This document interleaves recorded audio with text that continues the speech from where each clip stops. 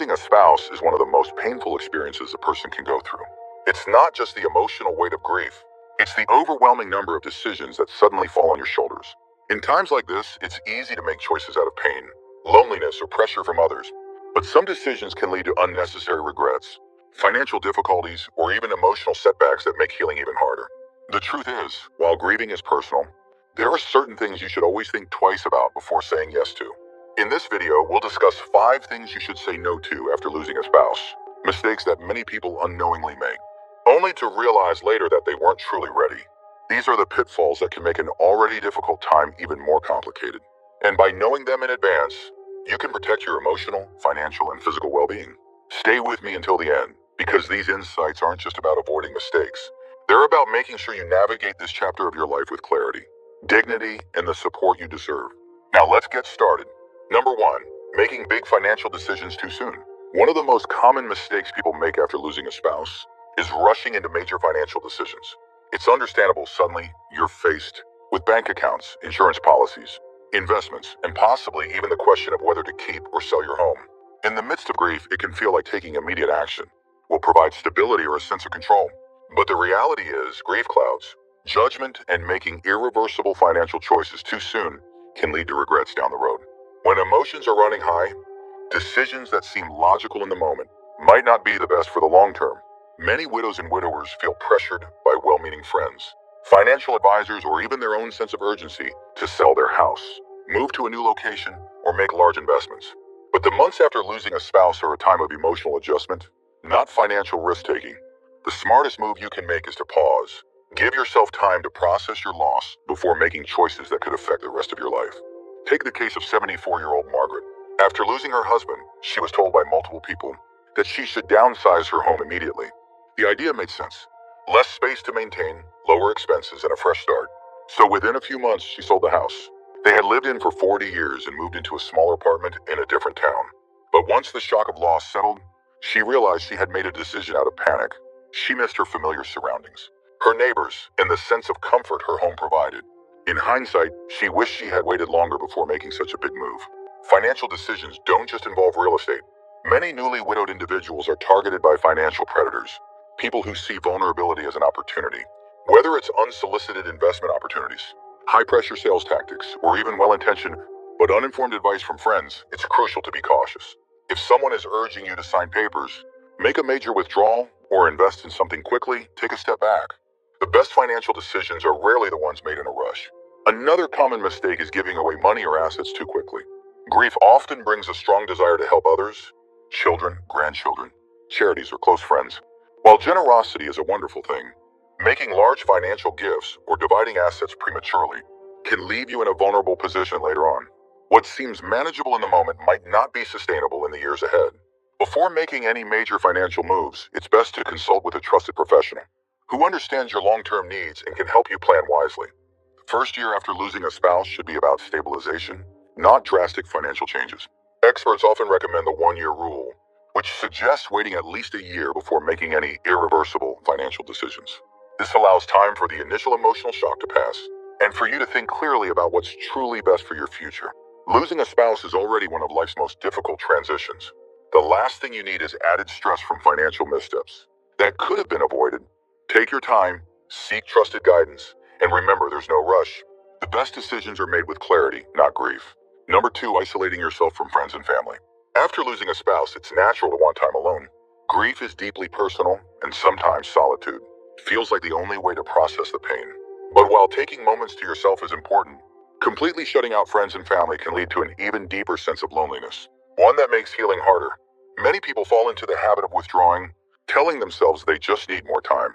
But the truth is, isolation can quickly turn into a pattern that's difficult to break. Human connection plays a crucial role in emotional well-being, especially during times of loss. When people distance themselves for too long, they often experience increased feelings of sadness, anxiety, and even physical health decline. Studies have shown that prolonged social isolation can weaken the immune system, increase blood pressure, and even shorten lifespan. In contrast, staying connected, even in small ways, can help ease the emotional burden and provide a much-needed sense of support. Take the case of 78-year-old Walter. When his wife of 52 years passed away, he stopped answering phone calls, skipped family gatherings, and rarely left the house. He told himself he just wasn't in the mood to talk, that people wouldn't understand his grief, and that being alone was easier. Months passed, and instead of feeling better, he felt worse. His days blurred together, his energy dropped, and even his appetite changed. It wasn't until a neighbor insisted he come over for coffee that something shifted. That one conversation turned into a weekly habit, then a small routine of meeting up with friends. The more he engaged, the lighter he felt, not because the pain disappeared, but because he realized he wasn't alone in carrying it. The key isn't to force yourself into big social situations before you're ready. It's about taking small steps to stay connected. Whether it's answering a phone call, going for a short walk with a friend, or even joining a support group, these little actions can help keep you from slipping into deep loneliness. If you don't feel like talking, that's okay. Simply being around people, even if it's just listening to a conversation, can help. Remind you that life continues, and that support is available when you need it. Another mistake many people make is pushing away those who care the most. Sometimes grief brings irritability, exhaustion, or a sense that others just don't understand what you're going through. But shutting people out completely can create unnecessary distance between you and those who genuinely want to help. Your loved ones may not have the perfect words, but their presence alone can make a difference. Letting them in bit by bit can provide comfort, even when words aren't enough. It's also important to seek support from those who understand your experience. Connecting with others who have been through similar loss, whether through a grief support group, a community gathering, or even an online forum, can be incredibly healing. Speaking with people who truly understand what you're going through can validate your feelings and provide reassurance that you're not alone. Grief doesn't follow a schedule, and there's no right way to heal. But staying completely isolated only makes the journey harder. Finding small ways to reconnect with others at your own pace can provide strength, support, and even moments of unexpected joy. Remember, you don't have to carry the weight of loss alone. There are people who care, who want to be there for you, and who can help you move forward one step at a time. If you're still watching this video and finding these insights valuable, please comment number 2 below to let me know you're here. And if you haven't subscribed yet, I recommend you subscribe and turn on the bell so you don't miss any videos. Your support helps us continue creating good content to inform and inspire you. Now let's move forward. Number 3, ignoring your own health and well-being. When a spouse passes away, many people find themselves so consumed by grief that they stop paying attention to their own health. It's easy to put off doctor's appointments, skip meals, or let daily routines slip when you're dealing with loss. Some people even feel guilty about taking care of themselves, as if prioritizing their health somehow diminishes the depth of their love or grief. But the reality is, neglecting your well-being doesn't bring you closer to the one you lost. It only makes your journey forward harder. Grief affects the body in ways many people don't realize. Studies show that losing a spouse increases the risk of heart problems, weakened immune function, and even cognitive decline. The stress of grief can lead to high blood pressure, disrupted sleep, and changes in appetite. Some people lose interest in eating, while others turn to unhealthy comfort foods. Over time, these changes can take a serious toll on both physical and mental health. The key is not to expect yourself to feel normal overnight, but to make small choices that help your body stay strong as you navigate this difficult time. Take the case of 81-year-old James. After his wife passed, he stopped cooking meals for himself. He told himself he just wasn't hungry, and when he did eat, it was usually something quick and processed. Within a few months, he started feeling weaker, had trouble sleeping, and felt constantly fatigued. His daughter noticed the change and encouraged him to start eating regular meals again, even if he didn't have an appetite. Once he made small adjustments, like preparing simple, nutritious foods and drinking more water, he found that his energy levels improved, his mood stabilized, and he was better equipped to handle the emotions that came with grief. Self-care isn't just about food. It includes movement, sleep, and emotional health. Many people who lose a spouse stop exercising, not because they don't want to stay active, but because they no longer have someone to do it with. But staying physically active, even if it's just a short daily walk, has been shown to reduce stress, boost mood, and even improve longevity.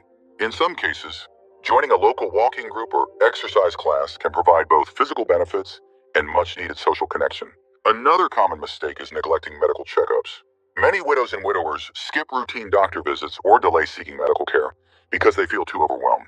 But this is the time when taking care of your health is more important than ever. If you haven't been to the doctor in a while, make an appointment. Getting regular checkups, managing existing health conditions, and staying on top of medications can make a significant difference in how you feel, physically and emotionally. Mental health is just as important as physical health. Grief can lead to depression, anxiety, and even feelings of hopelessness, especially when combined with isolation. If you're struggling, don't hesitate to reach out for help. Speaking with a counselor, joining a grief support group, or even just opening up to a trusted friend can provide relief and reassurance. You don't have to go through this alone, and seeking support is not a sign of weakness. It's a step toward healing. Your spouse would have wanted you to take care of yourself. Honoring their memory doesn't mean sacrificing your well-being. It means continuing to live in a way that allows you to find moments of peace and strength. It's okay to grieve, to take your time, and to feel the weight of loss. But in the midst of it all, remember that your health still matters. You are still here, and your well-being is worth protecting. Number 4, rushing into a new relationship. Losing a spouse leaves an emotional void that can feel impossible to fill. For many, the loneliness that follows is one of the hardest parts of grief. And the idea of finding companionship again may seem like the only way to cope. While there is nothing wrong with wanting connection, one of the most common mistakes widows and widowers make is rushing into a new relationship before they have fully processed their grief. The emotions of loss can create a deep need for comfort, but making major romantic decisions too soon can lead to more heartache, confusion, and regrets. Grief doesn't follow a timeline, and everyone heals at their own pace. Some people take years before even considering dating again, while others feel ready sooner. But when emotions are raw, the risk of entering a relationship for the wrong reasons is high. Many people unknowingly look for a partner not because they are truly ready, but because they are seeking to replace what was lost, avoid loneliness, or escape the pain. These relationships often begin with strong emotions, but lack the stability needed for long-term success. Take the case of 72-year-old Barbara. Just months after losing her husband of nearly 50 years, she met someone through a friend and quickly entered a relationship. At first, it felt like the companionship she desperately needed. Someone to talk to share meals with, to distract her from the overwhelming loneliness. But as time went on, she started to realize that she wasn't truly ready. The relationship moved faster than she expected, and soon she felt trapped in something that didn't feel right. Eventually, she had to step back and take time for herself. But in hindsight, she wished she had given herself more time before making such a big decision. A new relationship should be about genuine connection, not just emotional relief. When someone has spent decades with a spouse, the habits, routines, and shared memories are deeply ingrained. Jumping into a relationship before processing that loss can lead to unfair comparisons, unrealistic expectations, and feelings of guilt. Some widows and widowers even find themselves struggling with conflicting emotions, wanting to move forward, but feeling as if they are betraying the person they lost. These are natural feelings, but they need to be acknowledged and worked through before entering into something new. Another concern is being vulnerable to those with bad intentions. Unfortunately, there are people who take advantage of those who are grieving, offering emotional support only to manipulate or exploit them financially. Scammers and even well-meaning but opportunistic individuals often seek out widowed seniors, knowing they may be emotionally fragile and in need of companionship. This is why it's essential to trust your instincts and take your time. If someone is pressuring you to commit quickly, make financial decisions, or distance yourself from friends and family, those are red flags that shouldn't be ignored. This doesn't mean avoiding love or companionship forever. Many widows and widowers do find meaningful relationships later in life, but the healthiest and most fulfilling ones happen when both individuals are truly ready, when the decision is made from a place of healing, not desperation. Time and reflection are key.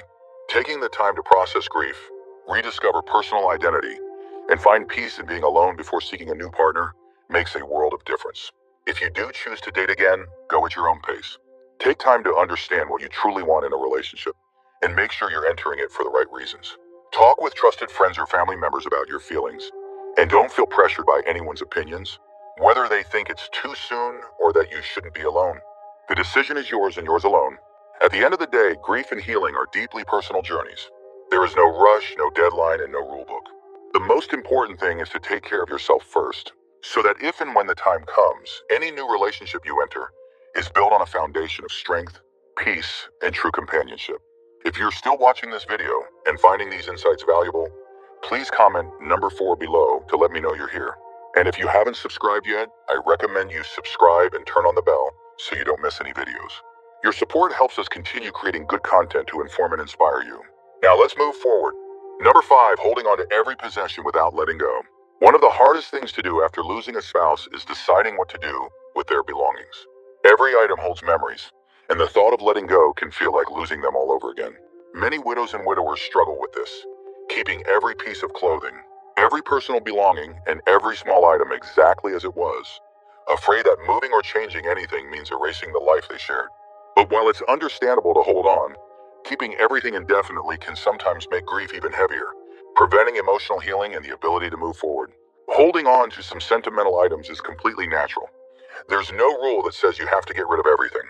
But keeping an entire home untouched for years, leaving their closet exactly as it was, or avoiding making any changes can turn a house into a shrine of grief rather than a place of comfort. Over time, instead of bringing peace, it can serve as a daily reminder of what has been lost, making it harder to adjust to a new chapter of life. Take the case of 76-year-old Harold. After his wife of 55 years passed, he left everything exactly as she had. Her shoes stayed by the door, her clothes remained in the closet, and her favorite chair was left untouched. At first, it felt like a way to keep her close, but as the months passed, he realized that walking past her untouched belongings every day was keeping him stuck in the same place emotionally.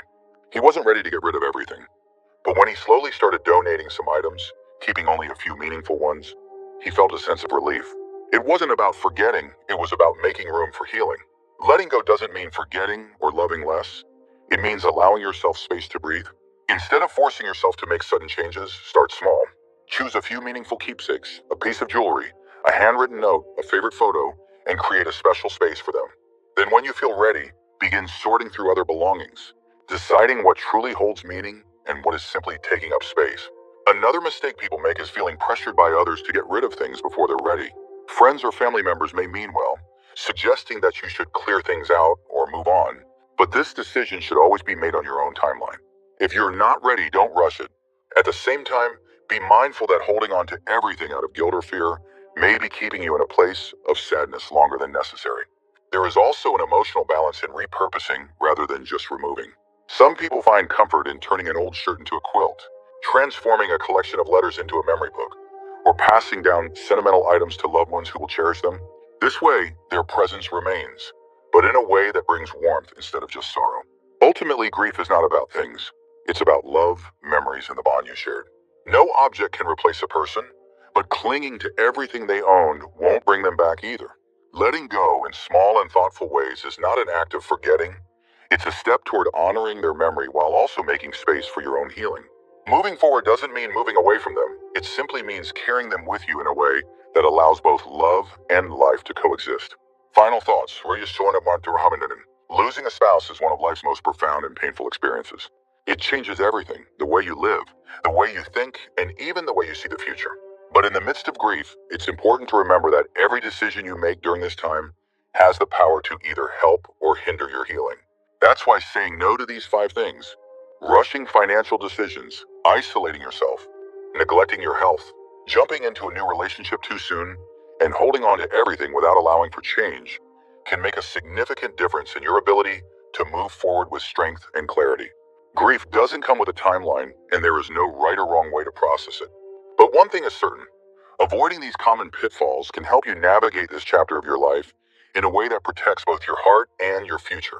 Healing doesn't mean forgetting, and moving forward doesn't mean leaving your spouse behind. It means honoring their memory in a way that allows you to continue living with purpose, peace, and even joy in the moments ahead. What stood out to you the most? Which of these insights do you feel is the most important for your own journey?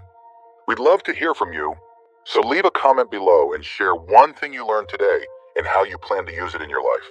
Your thoughts are important to us, so don't hesitate to share them. Reading your comments gives us great motivation and encouragement. If you enjoyed this video and found it helpful, please like, subscribe, and share. Your support helps us continue creating good content to inform and inspire you. Thanks for watching, and we look forward to seeing you in the next video.